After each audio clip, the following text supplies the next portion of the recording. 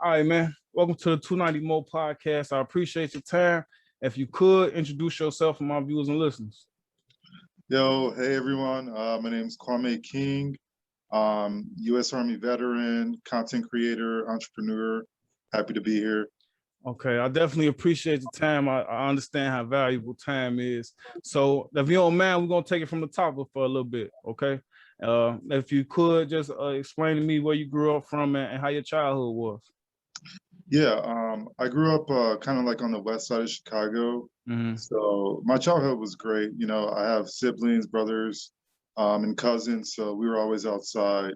You know, parents moved us out to the suburbs like when I was around 11, 12, get away from the city. So All right. I spent most of, my young adulthood in the suburbs, graduated high school and then went to the Army, served 4 years there, and then went off to college, graduated with my bachelor's in psychology and started writing comics. Okay. So we're gonna back it up a little bit. So you said you went from Chicago to the suburbs. If you could just talk about that experience a little bit, because that's something we see a lot, you know what I'm saying? Yeah. It's just being in the inner city, our parents do what they can to put us in to give us better opportunities and put us in better situations.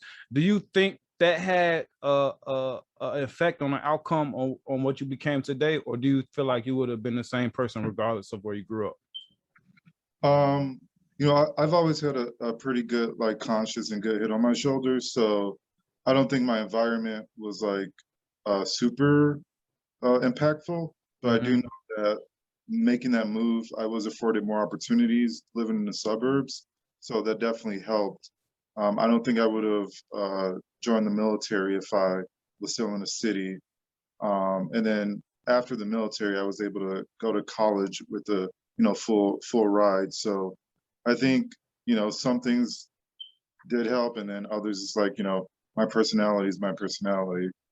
Okay. I appreciate that. So with you joining the military, especially in the Black community, we always hear people say, you know what I'm saying, that war ain't got nothing to do with us, you know what I'm saying? Yeah. Or you go just to get you a car, go get you a crib or something. What was the driving force that had you signing up to be in the US Army?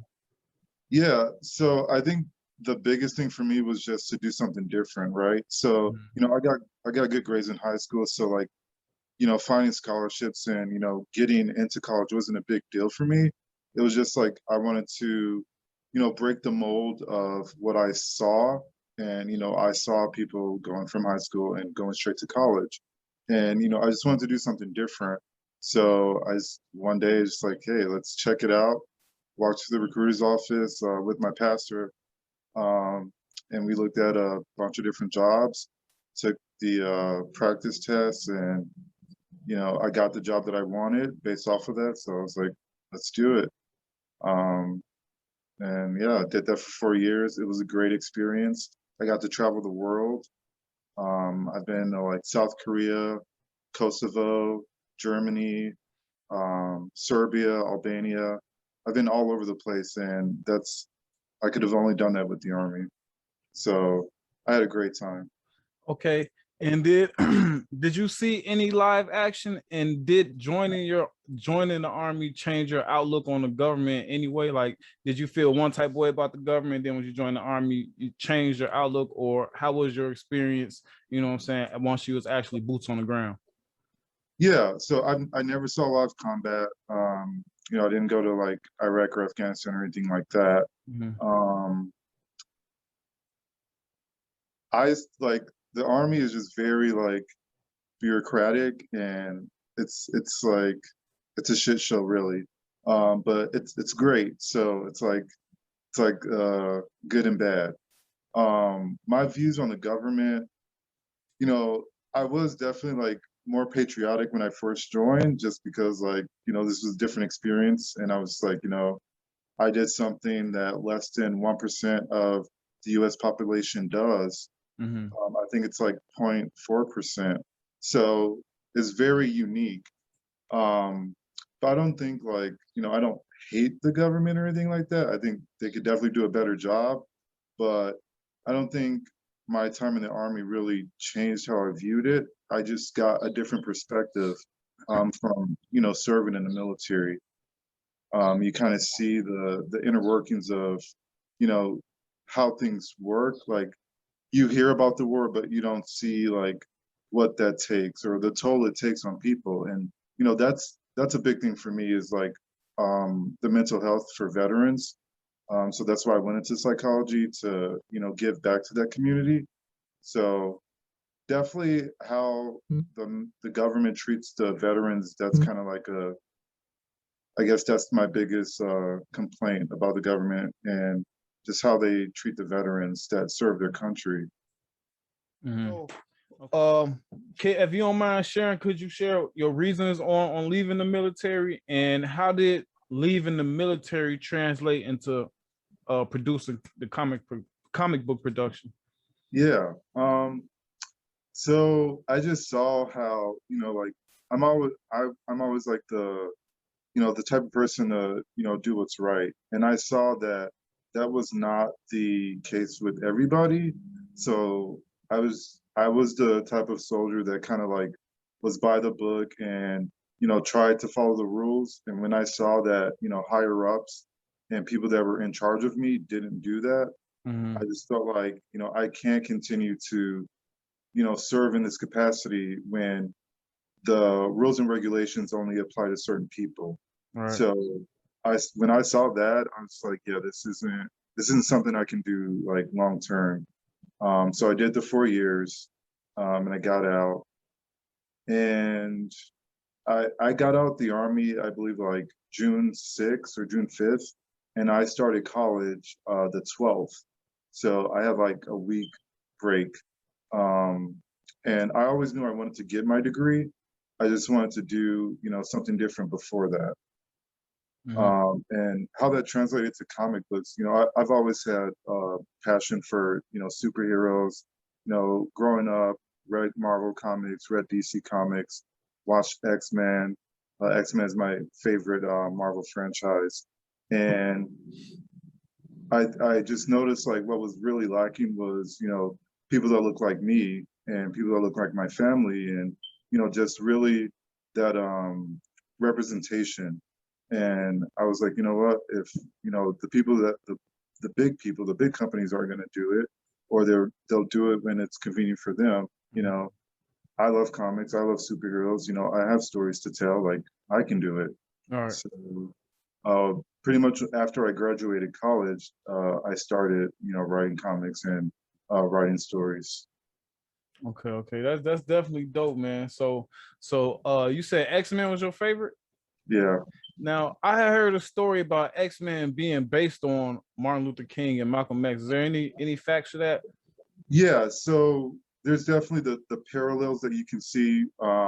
You have Professor Charles Xavier, kind of more like, you know, your Martin Luther King Jr., and then you have Magneto, who is kind of more like Malcolm X. And both of these leaders are fighting for mutant rights, but they're going about it in a different way. And, you know, I think X-Men was created like right after the civil rights movement. So there's no denying the influence. Yeah. Okay. And before we get into your comic, I just want to get your thoughts on this also. You kind of touched on it a little bit about like now they're starting to wing in, you know what I'm saying, with the climate that we're in, they're starting to wing in the Black Captain America and all that stuff. Right. Like, oh, he used to be back in the day, nobody just know about him type of stuff. So how do you feel about that? Does it take away any of the actual fun away from the comics or the comic book movies, or do you just, you know what I'm saying, you understand what they gotta do to sell the product? So the thing with that is that, you know, the Falcon, he does take up the mantle of Captain America in the comics. So it's not like they're creating something new. Right. They're just finally using. Right, I understand that, but I'm saying all of a sudden, you know what I'm saying? Like Right, you could have started, you know what I'm saying? That could have been a story that could have been in the forefront. You know, I think they definitely, you know, played their cards right as far as like the climate. So, you know, after, you know, Black Lives Matter movement kind of, you know, gained traction, and after you see the shift in America, you know, then they want to release, these, I guess, more inclusive stories. So to me, it's like, okay, yeah, they are pandering, but at the same time, like these stories do need to be told. So is the timing convenient for them? Of course, it is very convenient for them. Does that take away the impact that these stories are making? Like, I don't think so. Like, there are kids that are seeing, Black Panther, and now they're seeing a Black Captain America that are going to be motivated to, create more content because of that. So I think representation is like, that is the goal. And I think that, yeah, they could have done it earlier, but are we gonna like not go see these movies because they didn't do it like when we wanted them to do it? So for the viewers and the listeners, if you could give a quick synopsis of, or give them the birth of your comic book and a quick synopsis for anybody who may be interested. Yeah, so the current series that I'm working on is called The Legionnaires. Basically, it is a story about a young superhero team based out of Chicago. So I gotta, pay homage to my roots. And a lot of these stories are personal, but they're like with a twist. So obviously they're not directly things that I've lived, but they have parallels. And it's really a coming of age story about these young heroes. Actually, I have a copy right here. So here's the cover of it. You can find this on my website. That's www.kingdomcomicsworld.com. I also have Facebook. You can just search Kingdom Comics World. And Instagram, Kingdom Comics World. So all those platforms you can purchase this. This is just issue number 1. Currently working on issue number 2. So it's a great story. It's a great story. And you also offer, I don't know, does that come with the comic, with the it's like the conversations between the characters, and how did you come up with that idea? Was that an original idea, or was it something you saw somewhere else and it was like? Yeah, I mean, you see those memes of like, superhero characters talking to each other. And what I wanted to do is like, it takes a while to make a comic book. It's not like an overnight thing. So while I have issue number 1 out and available for purchase, I wanted to give my, audience something to kind of like hold them over until the next issue comes out. That's what I was gonna say. Yeah, and I was like, this is perfect. Like, I'm in like maybe 10 group chats on Facebook. So it's like, why not just have my characters in a group chat and kind of like sporadically throw out conversations. And the great thing about these conversations is these conversations are happening like in between panels. So like you'll read something and you'll read the group chat and you're like, oh, like that's what they were doing while they were prepping for this, next scene. So it's cool because the group chats they're never going to be in the comics. You can only find them online, but they're canon. So they're like, they canonically happen in the story.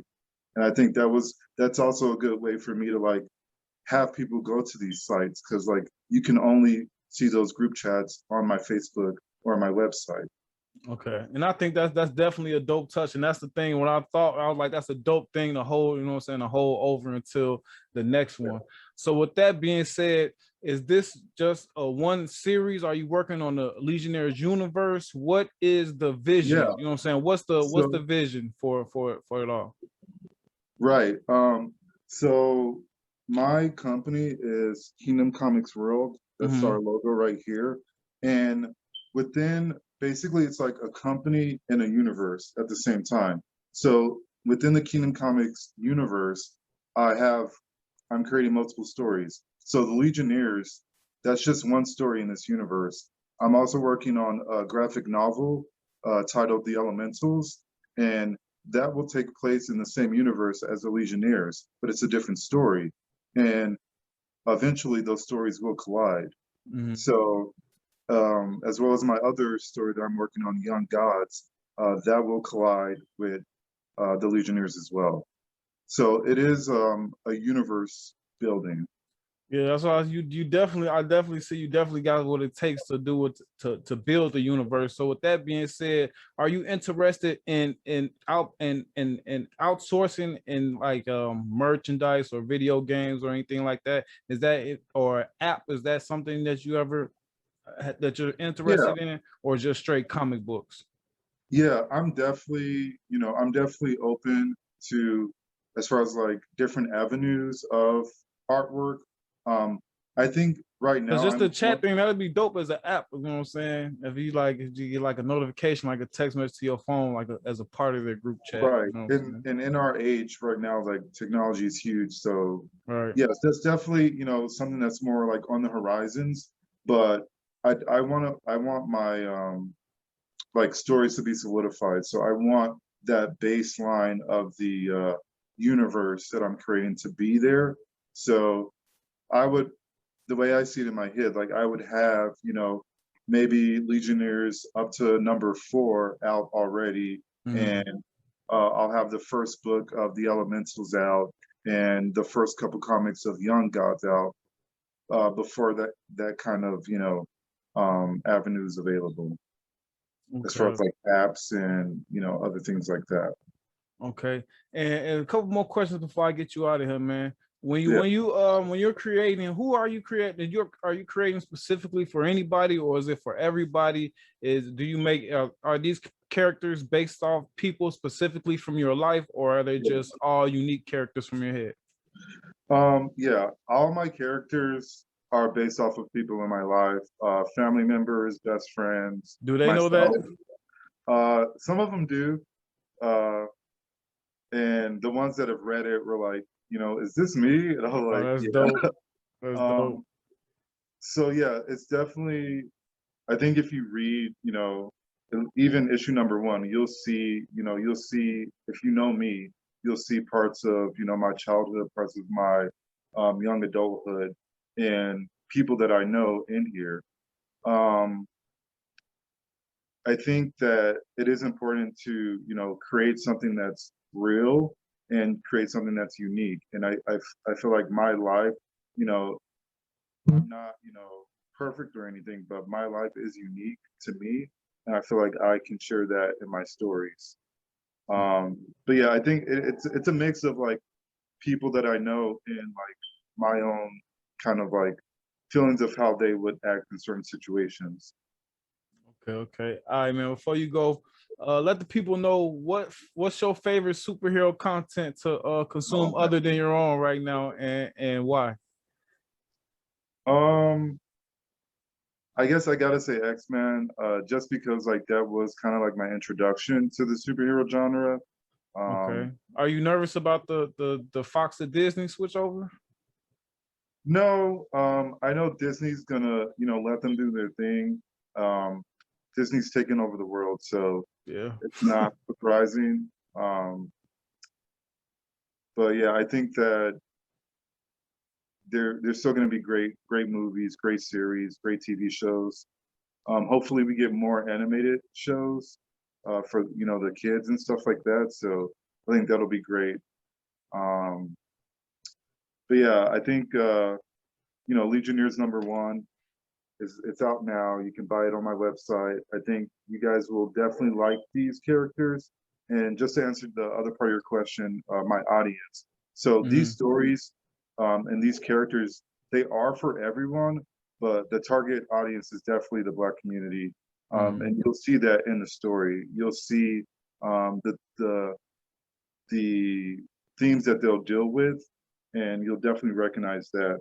Um, I think a big part of me creating these characters was to showcase that inclusivity, and just have characters that represent us. And I have Black characters, I have mixed characters, I have Hispanic characters, Mhm. I do have white characters, so not like prejudice or anything, but Right. I definitely wanted my story to be from a Black perspective and for Black people. But it's definitely stories that can resonate with anybody. Okay, okay, man. Like, man, I've been up to my neck in work, but I guarantee you got a spoiler review comic book breakdown coming my way, man, as soon as I can. And with that being said, let the people know where they can purchase the comic book or where they can find. I'm sorry, excuse, what's the side, the group chat, where they can find the group chat and all your other information. Yeah, so again, this is the cover of the comic, Legionnaires issue number 1. My bad, man. I can't let you go without asking this question. Yeah. The artwork. Yeah. If so you could. I contracted the artwork. So I have 2 artists. The ink artist, so the person who actually draws the characters and all of the all the images. His name is Ben Warrail. So you can find him on Facebook. His page is Ben Likes to Draw, all one word. And then the color artist, his name is Fabio Da Silva, and you can just search his name, Fabio Da Silva, and he does all the color work. Just to kind of give the audience a sneak peek of one of the interior pages. I don't know if you guys like all that action, but this is page number 1. So right when you open the cover, like, you're thrown into action.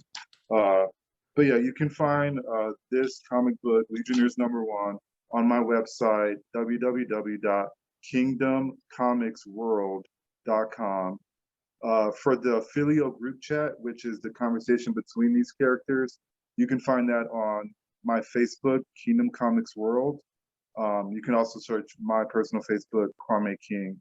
But yeah, definitely buy. It's $10, free shipping, and it's a great story. So I'll definitely be sending one to you, Mo. So I definitely appreciate that, man. And no cap, I've been trying to work in, because I love comic book movies. You know what I'm saying? I wasn't a big comic book buff. You know what I'm saying? But I'm definitely interested, and I would love to have the Legionnaires featured in the first episode. So as soon as I get that put together, I'm gonna get back to you, get in contact with you, and then we're gonna make that happen, man. Appreciate your time. Thanks for coming on, man. Yeah, thanks for having me, man. No I'm happy to be here anytime. All right, man. Enjoy the rest of the evening.